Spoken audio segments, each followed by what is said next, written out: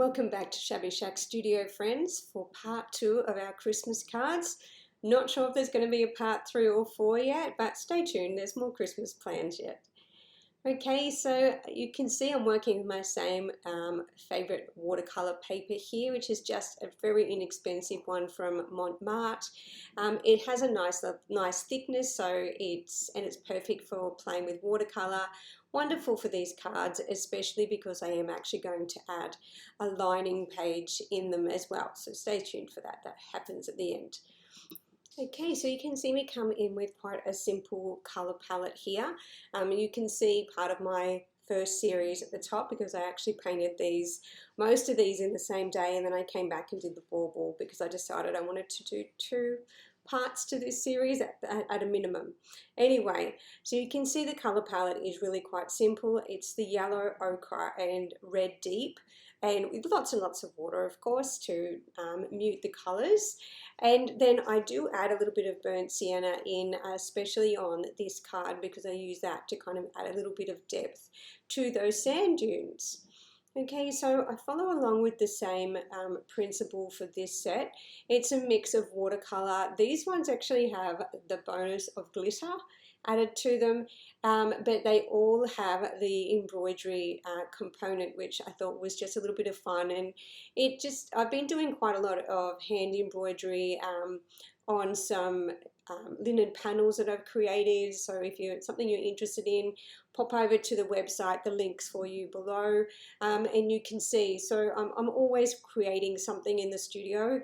It isn't necessarily going to be watercolor. Sometimes it's acrylic, sometimes I'm creating with clay, sometimes I'm making wreaths. I mean, I'm doing journaling. There's just so many things, and it's really my kind of creative space to share a lot of these projects with you.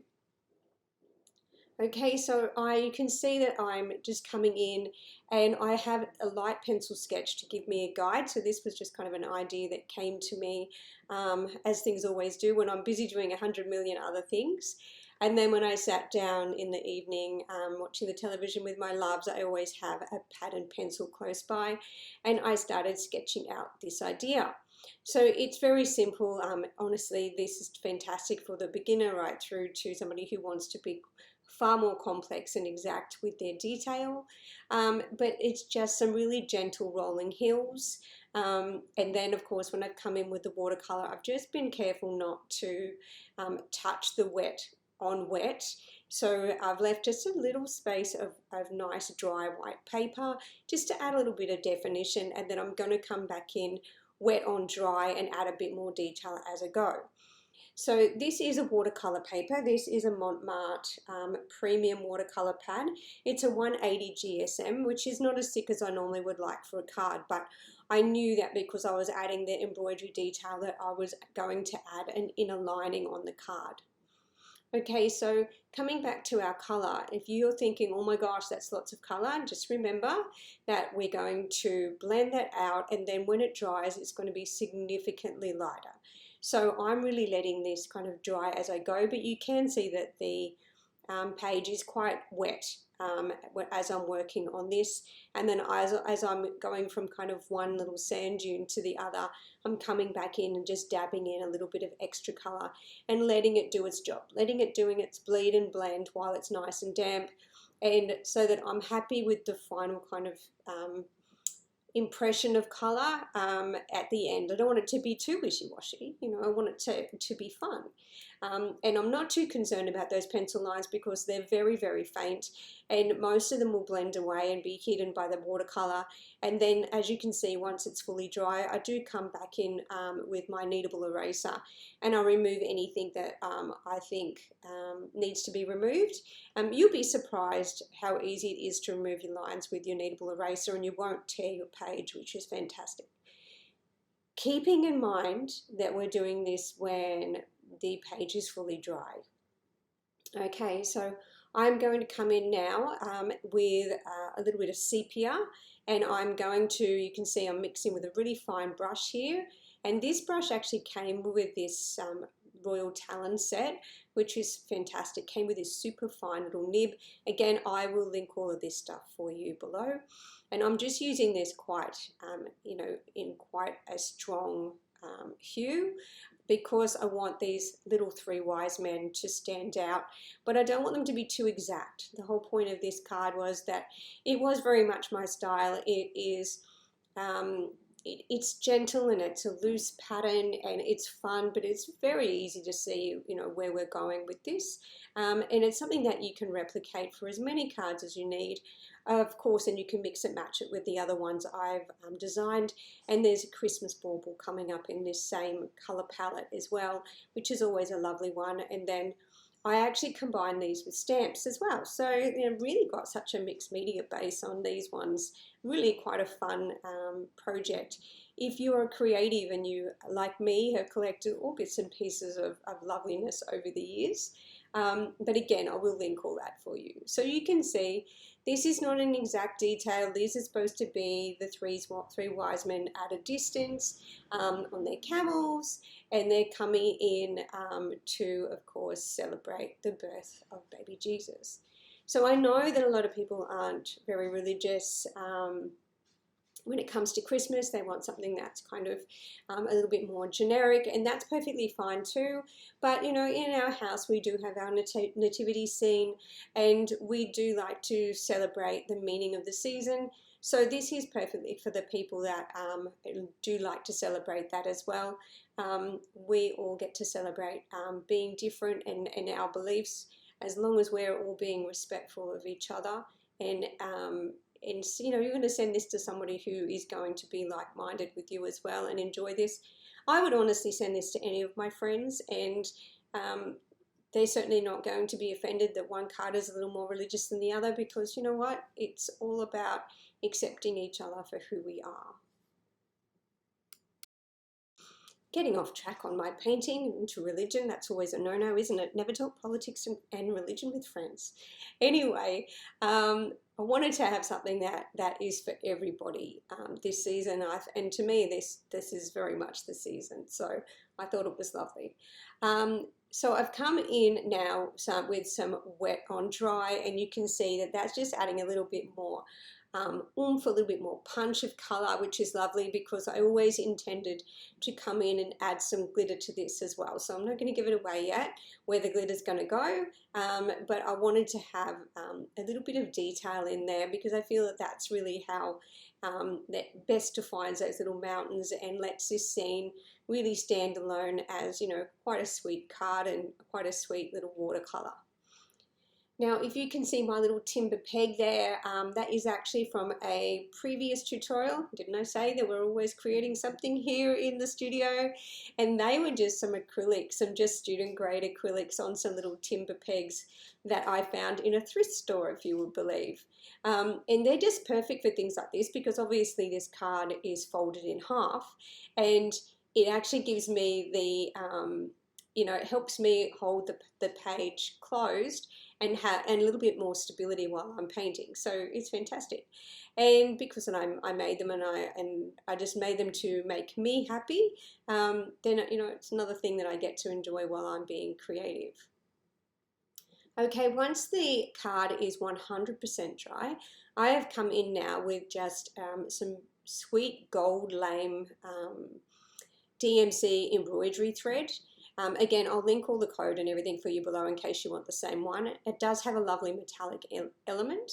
And I have just picked up just a standard needle with quite a sharp point, and I'm very, very carefully punching out a guide on my little star, so because it's obviously going to be much easier to stitch this star in place if I have a guide first. So it also means that I can remove the pencil mark now, because my guide is going to show me the way, and I don't want pencil lines to interfere with my final piece. Okay, so it is as simple as I've popped a knot in the very end of these threads so that they don't go all the way through. Do keep in mind that the gold lame thread is more likely to tangle, so you just need to be a little bit more careful and probably don't cut your strands too long. Better to switch your strands more often than have this great long piece that turns into knots and drives you a little bit bonkers.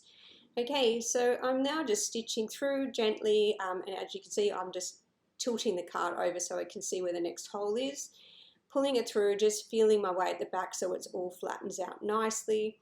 And then I'm just stitching, as you can see, back and forth through those little holes, filling all of the spaces back and forth. And I'm going to just come through for the last stitch on this one. And then I am going to flip it over. Hasn't that come out great? Cute little start. It worked out really well. And if you can't see, I've actually got a hole that I punched in the point of every star, in the valley of every star, and then one in between, so that each stitch isn't too long, otherwise it's not going to have as much stability. Then you can just see I am just threading the thread back through under the knot, and no, I'm not concerned it's not going to come undone, because I just put a little piece of sticky tape at the back and it holds all the threads nice and tidy for me. And you're not going to see that when I come back at the end, because I'm actually going to put a page just on the inside to kind of write my greeting and things on. So, and that's going to hide those embroidery thread. Okay, and I decided just to punch the corners just so that they have a nice rounded finish. And I have this stamp that I love. It's a close to my heart one that I've had for, my goodness, so many years. And it just says, faith shines bright. And I just thought, you know what, that's perfect.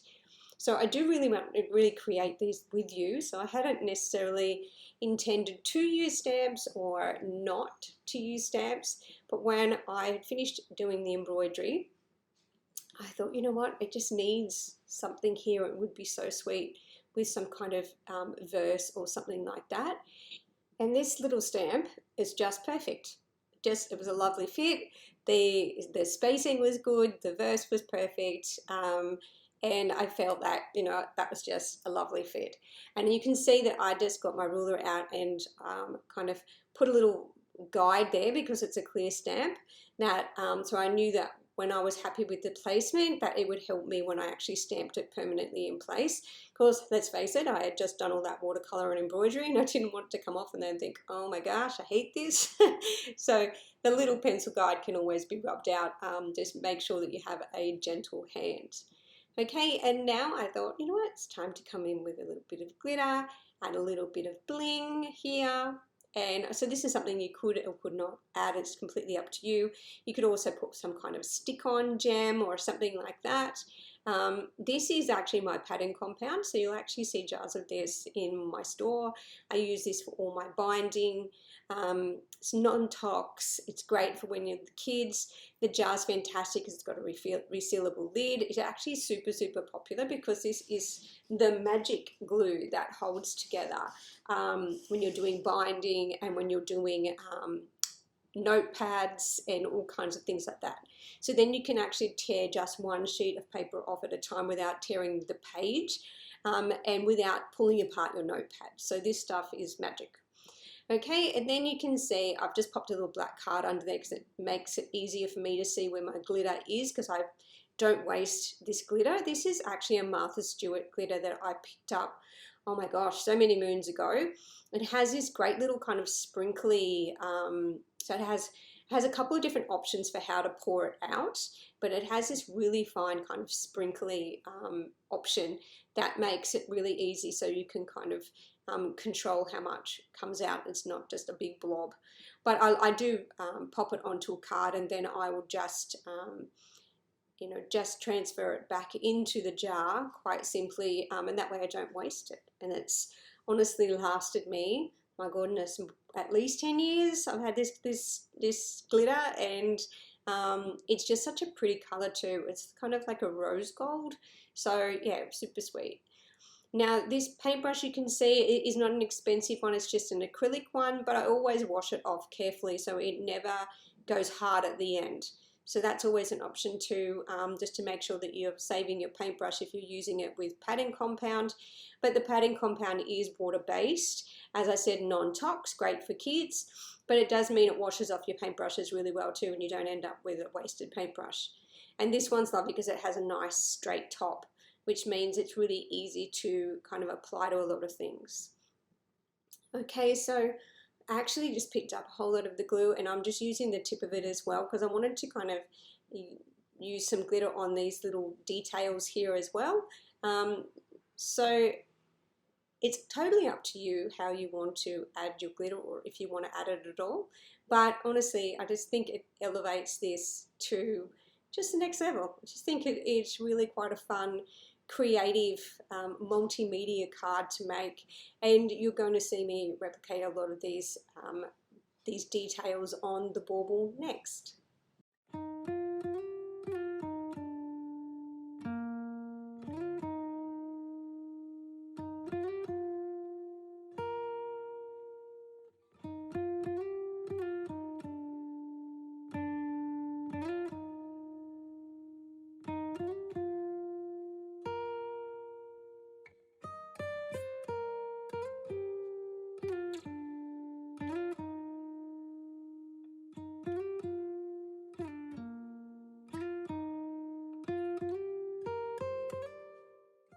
Now, I will recommend that when you're using glitter like this, I just use this old soft makeup brush that I've had for ages. I have it in my craft in my studio.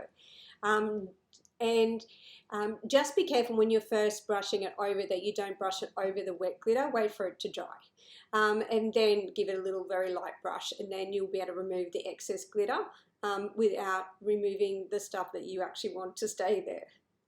Okay, and now you can see I've moved on to do my little bauble. So this one was really quite fun. I did baubles last year, but very different to the ones that we're doing this year. So, you know, new year, new fun ideas. Okay, so I wanted to stick with the same color palette. So you can see this is the same palette that I've used for all my cards. And no, I don't like washing my palette off, all that wasted paint. No, I love it. So it stays somewhere in my studio and inspires me being messy in any case. So again, this is the Madder Deep Lake, the Red Deep and the Yellow Ochre in this one. And I'm just, again, purely creating this with you, feeling my way, thinking about where maybe the lights on the tree might be glinting there on the left side, where I'm thinking I might add the glitter. Obviously that this color is going to wash out significantly as it dries, and I don't want it to be too wishy-washy, all those details. And I am just following the pencil guides that I created for the shape. So again, you know, those pencil guides are just absolutely perfect because you want it to be positioned nicely on your card. You also want it to have kind of the bauble-y shape and not be, you know, wonky or too wonky. And I always intended to come back and paint over with the little holly, so I'm not concerned that the watercolour is sealing that pencil beneath because I'm painting over it. So don't worry about that. We're going to come back in and we're going to have a whole lot of fun, and we're going to add gold embroidery to this one as well, and some glitter and stamp, all the fun stuff.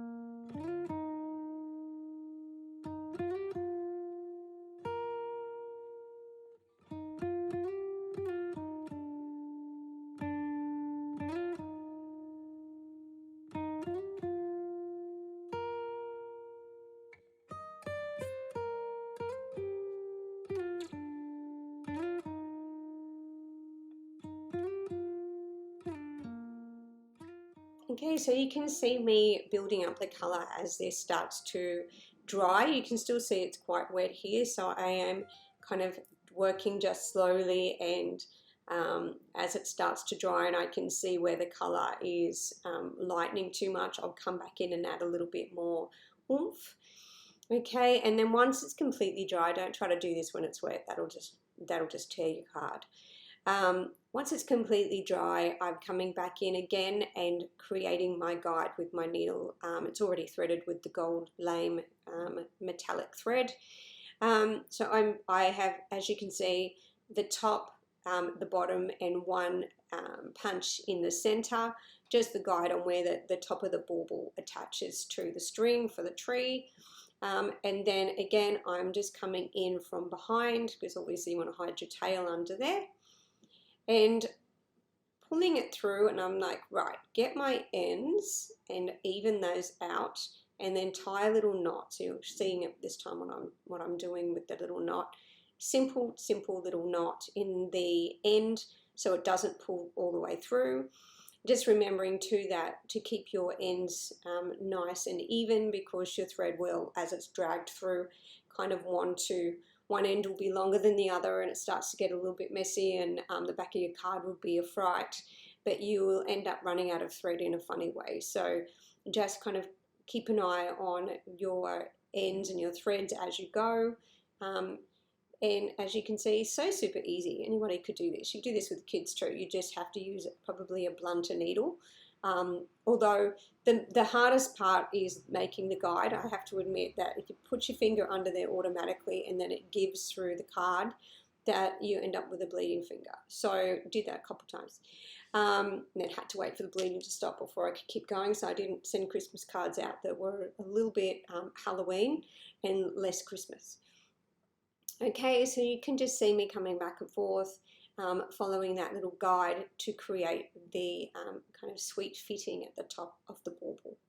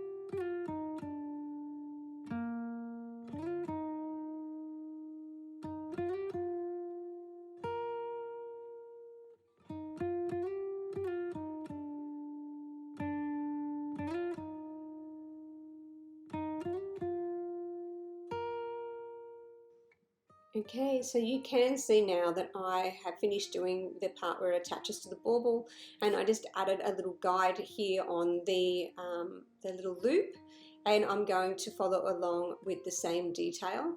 I'm still deliberating at this stage whether or not that's going to be enough stitching on this one, or if I am going to add more.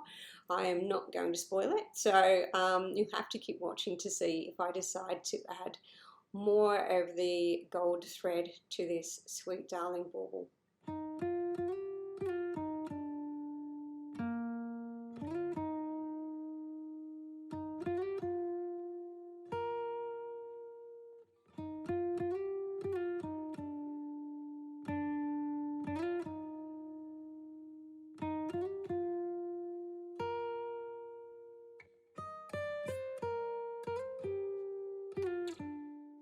Okay, coming back in now, same colours, and I'm just going to add in the holly. So I picked up my super sharp, tiny little nibbed paintbrush, and then thought, you know what, it's very hard to have enough control with that one to get the point exactly right, because it's got such a lovely fine tip. So I put it down, picked up my larger one that has a nice sweet little point. Again, I'll link the sizes for you below in case that's something that interests you. And then I am just, and I'm not spending too long on this one, but you get the point, adding in some little holly. Now, anyone can draw holly. It's literally just tiny leaves with little kind of sharp edges. And they're haphazard because that's right. Mother Nature doesn't create everything exactly the same. She celebrates the diverse. So you can see here, I'm just adding in these sweet little holly leaves. As I said, in the same colors. I've kept such a strict color palette on this because I wanted them to just be a little bit different than the standard red and green.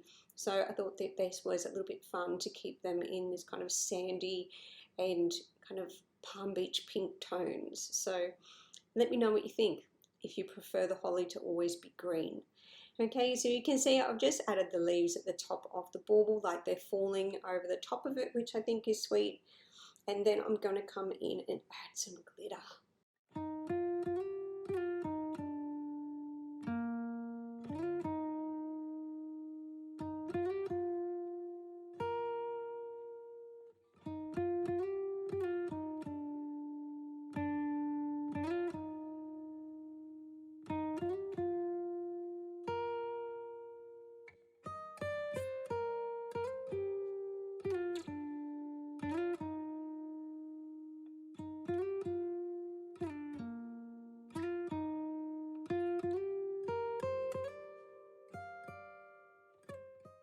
You guessed it, it's glitter time. So I've got my jar of padding compound, and yes, I actually have sold out of all of the jars, and I had to go and buy new jars. So this little glass one is the one that I'll be using for the studio from now on, because it's been so popular. Because it really is a specific glue that you need for padding compound for things like notebooks, but it does mean it crosses over to be useful for everything. So it's quite the magic little glue. Okay, and I'm coming back in and sprinkling on my rose gold glitter. Just wanted to have a little glint on the end, on the bottom of the bauble. On this one, there you go, there's my nice piece of black cardboard. It just makes it easy to see where the glitter is, and easy to scoop back into the jar. Giving it a brush over and being careful not to touch the wet glitter or the wet part of the card for now. And then stay tuned because we're a little bit further to go on this video yet. Okay, so yes, I decided I needed a little bit more embroidery. I thought, you know what these little holly leaves need? They need berries. So I just did a whole lot of little French knots. So most people know how to do a French knot, so I didn't spend ages trying to watch me doing a little French knot and looking totally messy doing it. Very hard to film me doing that. But I just did a whole lot of little French knots here and there on the holly, and I just think it just adds just the right amount of detail. Again, I put a little guide. I chose this, this stamp is actually from the same series, Let Your Light Shine Through. And again, I thought this was super sweet, and I felt that they actually go nicely together, these two. As well as obviously coordinating with the other ones that are in their greens, but they also have the embroidery element as well, so it still works. Okay, just erasing some pencil lines there. I actually drew that little cord on in just some fine pigment liner. I'm not erasing all of the lines yet on that card because I'm just letting the ink dry a little more before. I don't want to make smudge it. Once I smudge it, the card will be ruined. So I thought, you know what, just leave it alone for another few seconds. Now I just picked up some of this craft card, which is just kind of that brown craft card that you see. Oops, that was one of the little punchy corners that had escaped. And I've measured it to be just slightly smaller than the card, as you can see. Punch the corners the same, obviously. And I am going to just add some double-sided tape, as you can see there. I just picked this up from a craft store. And it's as simple as that. Position it in place and let the tape stick. simple. And then I'm going to come and do the other side as well. Now, I'm not going to stick this on both sides because obviously when you open and shut the card, it actually creates an impossible situation. So you need to remember when you're adding a lining card like this to add it just on one side. Otherwise it'll get all bulky in the center or it'll buckle on one side. So I'm just smoothing that out. The bauble, the card still needs to kind of flatten out a bit because it's just had all of the watercolor and everything on it. So I'm just going to pop that under a heavy book and let it flatten back out a little bit.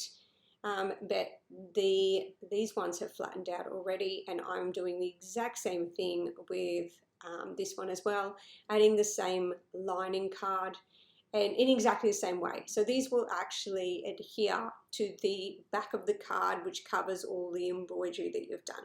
So there's no worry that they're going to fall apart or the embroidery will get damaged.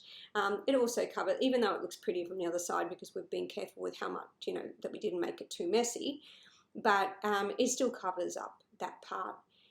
And as you can see, just simple as that, and it will stick on that side, and we'll put our message and send them off to our loves.